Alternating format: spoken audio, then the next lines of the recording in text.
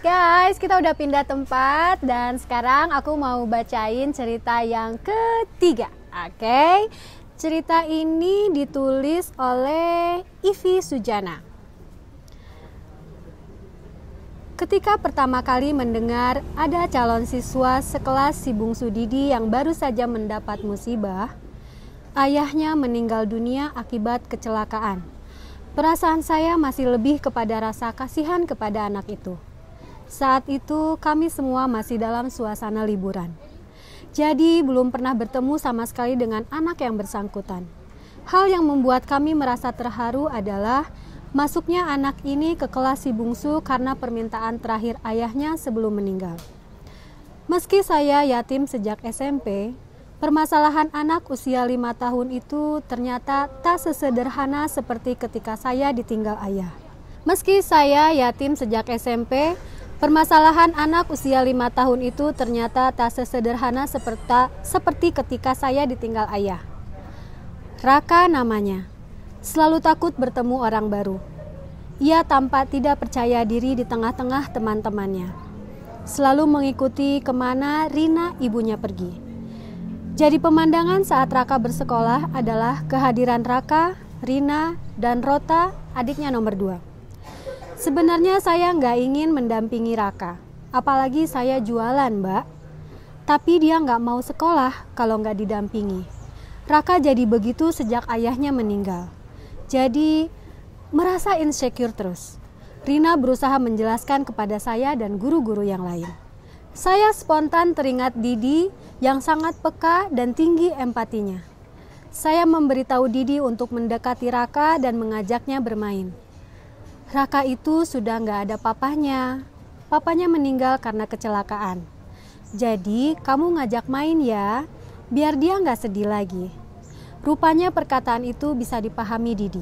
Ia selalu mendekati Raka begitu melihatnya datang ke sekolah dan mengajaknya bermain. Hubungan kedua anak ini menjadi akrab. Demikian halnya juga dengan kami. Dari cerita Rina, saya baru mengetahui bagaimana kejadian suaminya meninggal dan mengapa Raka trauma karenanya. Saat itu suaminya bertugas sebagai fotografer di Art Jog tahun 2018. Rina pun baru melahirkan anak ketiga. Beberapa hari menjelang penutupan, suaminya mengajak Rina bersama ketiga anak mereka untuk berkunjung ke acara tersebut agar anak-anak mengenal dan memahami pekerjaan papa mereka. Kebersamaan mereka ternyata menjadi memori terakhir bagi Rina dan Raka, karena Rota masih 2 tahun. Dan Tora yang baru lahir, belum memiliki banyak memori dengan papahnya. Keluarga itu masih sempat makan bersama sebelum perjalanan pulang. Di tengah jalan tiba-tiba Raka meminta es krim. Mengingat ada bayi kecil, satu keluarga itu pun pulang dulu. Baru papa mengajak Raka beli es krim naik sepeda motor. Sayangnya keduanya tidak memakai helm. Ternyata sepeda motor mereka ditabrak anak SMP yang tak bisa mengendalikan motornya. Papa Raka meninggal di tempat. Raka terluka di kepala dan tak sadarkan diri. Luka di kepala Raka tak sebesar trauma psikologis anak itu. Sejak kejadian, Raka menjadi sering cemas di lingkungan baru. Berteman dengan Didi memberi pengaruh besar bagi Raka. Hanya Didi yang bisa membuat Raka tertawa. Bu Ivi, kata salah satu guru TK mereka. Rina pun sering mengajak Didi untuk playdate. Katanya, kalau ada Didi, anak-anak pasti senang main dengannya. Dengan begitu, saya bisa jualan online dan beres-beres rumah. Main kesini lagi ya, nanti makan bareng juga sama Raka. Beberapa kali saya biarkan Didi bermain sebelum pandemi. Beberapa kali juga Raka baru mau mengerjakan tugas online sekolah.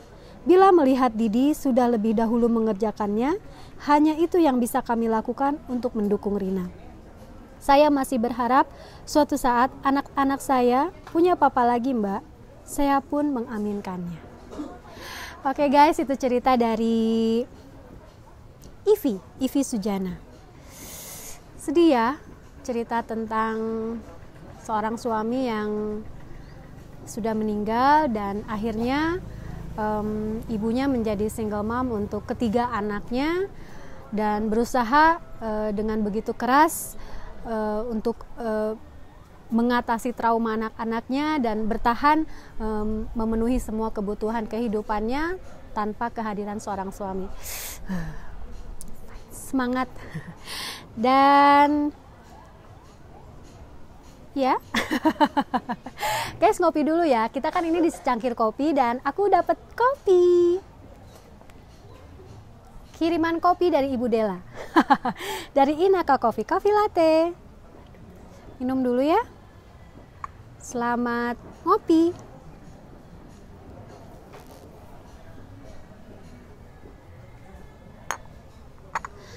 Enaknya sambil baca cerita, ditemenin kopi. Abaikan kalau ada bekas-bekas kopi di bibir saya. Dan abaikan juga kalau banyak suara-suara yang mengganggu di belakang sana. Maklum karena aku suka banget sama tempat di sini, jadi suasananya bener-bener pengen ditunjukin sama kalian bahwa inilah Cimahi. Oke guys, cerita yang selanjutnya ya. Kali ini cerita yang keempat, dikirim oleh Vivere, ditulis juga oleh Vivere. Oke, aku bacain ya. Aku mengenalnya sudah lama, sejak kami sama-sama diterima di salah satu sekolah menengah kesehatan, dan menghabiskan 3 tahun dalam suka duka kehidupan berasrama. Kemudian kami terpisah oleh penempatan tugas di daerah yang berbeda. Namun, kami dipertemukan kembali dalam satu atap kantor yang sama. Dari sanalah aku mulai sedikit demi sedikit mengetahui nestapanya dalam biduk pernikahan. Namun, kami dipertemukan kembali dalam satu atap kantor yang sama. Dari sanalah, aku mulai sedikit demi sedikit mengetahui nestapanya dalam biduk pernikahan. Bagaimana posisinya digantikan oleh seorang wanita penjajah seks. Bagaimana sikap keluarga suami yang seolah tak rela berbagi perhatian dengannya. Dan bagaimana terabaikannya kepentingan keluarga oleh keegoisan para ipar. Kami kembali berpisah tempat tugas. Lalu bertemu lagi sebagai anak kuliah. Saat itu ia sudah resmi bercerai dengan suaminya. Ia, yang dulu modis, hampir-hampir tak lagi memperdulikan saat setelan kemeja putihnya warnanya sudah kekuningan. Tak lagi merisaukan sepatunya yang nyaris tak pernah berganti. Ia bahkan tanpa malu menenteng keranjang kue atau sekali waktu membawa termos es. Semua hasil olahannya sendiri di dapur. Ia tak lagi peduli kalaupun harus bersusah payah mengatur begitu banyak bawaan di motor maticnya. Demi apa? Demi jaminan masa depan yang cerah untuk kedua putranya. Setelah dipotong cicilan bank, gajinya hanya tersisa sedikit. Uang pinjaman dari bank semasa semuanya masih baik-baik saja, itu digunakan untuk membangun sebuah rumah di lahan milik keluarga suaminya. Dan sekarang, sama sekali tak terakui sebagai miliknya. Apapun yang dikerjakannya, asal bisa mengumpulkan uang, selepas pekerjaan utamanya sebagai PNS, ia masih harus mengambil kerjaan part-time sampai jam 10 malam. Bisa terbayang lelahnya bukan? Belum lagi saat itu anaknya yang bungsu masih kecil. Aku hanya bisa menggeleng saat ku tahu bagaimana ia tanpa lelah mondar-mandir mengantar jemput kedua putranya yang berbeda jam dan juga sekolah. Ya Tuhan, sering kugumamkan doa agar ia selalu diberi kesehatan dan kekuatan. Ia yang dulu ceria, periang, dan ramai menjadi lebih tertutup. Ia masih bisa tertawa terpingkal-pingkal, tapi tidak untuk menceritakan kepahitan hidupnya. Ia memang masih terlihat mengumbar senyum, tapi tidak mengumbar duka agar dikasihani. Aku salut padanya. 2 tahun berlalu. Aku tahu dia masih berkutat dalam kerja kerasnya agar bisa menyekolahkan kedua putranya di sekolah terbaik. Perlahan, rumah baru yang dibangunnya semakin cantik. Meskipun sederhana, anak sulungnya pun terus menorehkan prestasi di akademiknya. Aku tahu, itu kebanggaannya yang utama. Aku pernah menyinggung soal hidupnya ke depan. Banyak di antara kami teman-temannya yang tahu sudah 2 tahun lebih ini ada lelaki baik hati yang menemaninya. Lelaki yang bahkan keluarga besarnya sangat menaruh hormat kepadanya.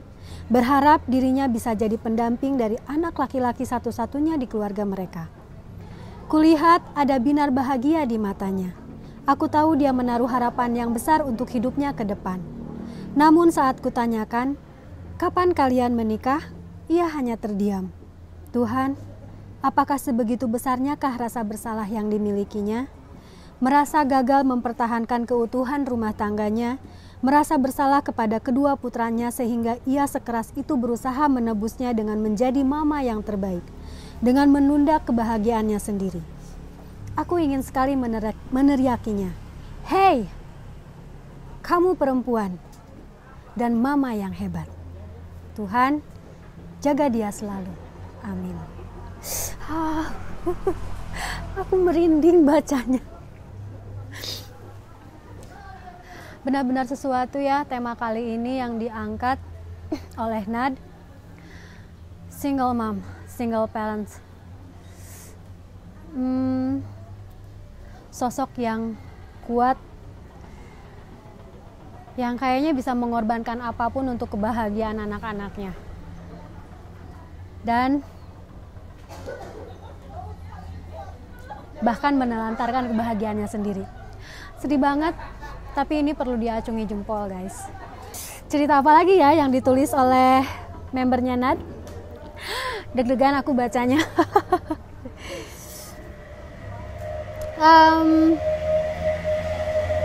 Cerita ini ditulis oleh Dia Visiora. Judulnya Tak Tentu Arah. Kata tak tentu arah cukup mewakili bagaimana perasaanku malam itu. Semua yang kuperjuangkan rasanya sirna begitu saja. Aku tak berguna.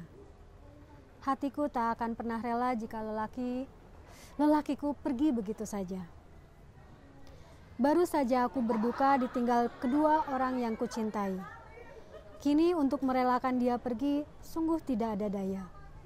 Malam itu, lelaki yang kucintai mengaku bahwa dia sudah bermain gila dengan seorang wanita. Sepanjang malam, mataku tidak dapat terpejam. Kupeluk anak semata wayangku. Bagaimana dia tanpa ayahnya? Bagi anak perempuan, ayah adalah superhero dan cinta pertamanya. Akukah yang telah mengecewakan semua pihak? Bagaimana jika nanti aku dipersalahkan atas perginya suamiku? Pikiranku bertambah runyam. Tiada hari tanpa air mata saat itu. Dia memutuskan untuk tidak pulang. Dadaku semakin sesak rasanya. Tidak makan 3 hari rasanya tubuhku melayang. Hanya air putih yang mampu masuk ke dalam tubuhku. Pulanglah dulu, Mas. Aku ingin bicara. Kali ini saja. Aku memintanya untuk pulang. Kupikir jika hanya mengandalkan hati tanpa logika, hidupku akan benar-benar hancur. Kupersiapkan hati menyambut kepulangannya. Aku gak bisa tinggalin dia. Rasa nyaman yang sudah menjeratku. Dia hebat, bisa bertahan mencari uang sendiri untuk anaknya. Ucap suamiku saat itu. Apa? Dia hamil? Kalian pernah tidur berdua? Ciuman? Pertanyaanku semakin tidak karuan. Maafkan aku, Mas. Maafkan aku. Kusimpan pedih itu dalam dada. Wanita mana yang bisa memiliki hatinya? Seperti apa orangnya? Semua pertanyaan itu menyerbu kepalaku. Kalau ku tinggal, aku takut kalau dia bunuh diri. Sahutnya memporak-porandakan hatiku. Lalu bagaimana denganku? Hatiku juga sakit. Apakah tidak ada lagi rasa cinta? Sedikit saja untukku. Jawabnya, anakku sudah dekat denganku. Kita sering jalan bareng. Dia sudah memanggilku ayah. Kalimat itu meluncur enteng di mulutnya. Kau boleh tidak memandangku. Lihatlah anakku, anakmu, anak kita. Kenapa kau tega meninggalkannya? Aku ingin segera membeli rumah untuknya, ucapnya lirih. Namun, seperti sembilu yang menyayat hatiku. Kalimat terakhir itu mematikan rasa cintaku. Semua kebaikan yang pernah dilakukannya dahulu, sirna semuanya. Aku menitipkan buah hatiku kepada ibu. Dengan dalih mencari pekerjaan, aku melarikan diri sejenak dari masalah ini. Aku memesan taksi online tanpa tujuan. Ku minta sopir berkeliling kota hingga ke daerah perbatasan. Otakku benar-benar tidak bisa berpikir. Dalam perjalanan, aku menelpon teman yang berprofesi sebagai pengacara. Dengan uraian air mata, ku ceritakan semuanya. Saat hilang arah, sempat terpikir untuk menghilang saja dari dunia ini. Ikuti saja alurnya. Ketika seseorang sudah tidak ingin berada di sampingmu, lepaskanlah segera. Bahagiamu akan datang setelah itu. Itu pesan dari temanku yang kuingat sampai saat ini. Setelah kuputuskan untuk melepasnya bahagia dengan pilihan hatinya, semua berubah. Aku mulai menyibukkan diri dengan menulis dan membesarkan anak semata wayangku. Malang, 30 April 2021. Wow, luar biasa ya. Sumpah aku tuh gak pernah bisa membayangkan bahwa cerita rata-rata dari single mom itu sama. Semua mengenai perjuangan bagaimana seorang ibu itu harus bisa bertahan melalui semua ujiannya, entah itu dari suaminya, entah itu dari anaknya, entah itu dari kondisi ekonominya, atau mungkin dari keluarganya. Cerita ini benar-benar membuka pikiran kita ya, betapa kuatnya perjuangan seorang single mom. Guys, 5 cerita yang aku tadi ceritakan mudah-mudahan menjadi ilmu yang bermanfaat buat kita untuk menguatkan satu sama lain. Kita akan selesaikan dulu episode Secangkir Kopi Nadila di sini, dan di episode berikutnya kita akan bergabung lagi, atau aku akan mengundang lagi Teh Irma dan Teh Menik untuk menanggapi cerita-cerita yang masuk dari teman-teman NAD semuanya. Oke, sampai ketemu di episode berikutnya. Sampai ketemu di Secangkir Kopi Nadila. Dadah.